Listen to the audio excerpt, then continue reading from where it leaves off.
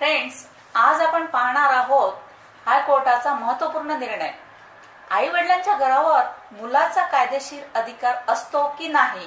Friends, video पूर्ण बघा, like, comment, share करा आणि सबस्क्राईब करायला अजिबात विसरू नका.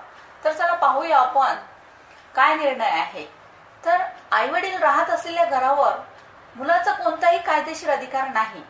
मग त्यांचं लग्न झालेलं असो वा नसो, केवळ आई वडिलांनी दया दाखवली तरच ते त्यांच्या दयेवर त्यांच्या घरात राहू शकतात, असा निर्वाळा मान्य दिल्ली हायकोर्टाने दिला. आता केवळ पालकांनी परवानगी दिली तरच मुलगा त्यांच्या घरात राहू शकतो.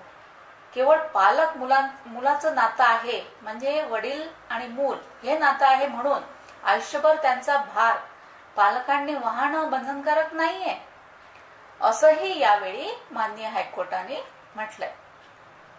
आता हे प्रकरण काय होतं ते आपण विश्लेषण करून पाहूया.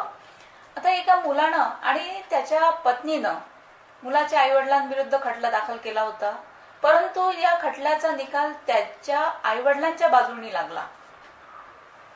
आईवडिलांच्या घरात राहण्याचा आपल्याला अधिकार आहे आणि म्हणून त्यांच्या घराच्या एका मजल्यावर आपला हक्क आहे, असं मुलांचं म्हणणं न्यायालयाने साफ धुडकावून लावलं. आपल्यासोबत राहणाऱ्या आपल्या मुलानं आणि सुनेनं आपला छळ करत असल्याचं ज्येष्ठ नागरिक असलेल्या आईवडिलांचं म्हणणं होतं.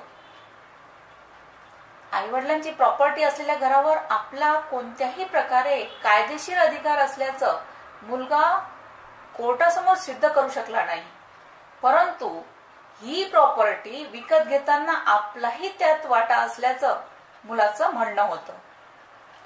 तर फ्रेंड्स, हा होता महत्त्वपूर्ण निर्णय. थँक्यू.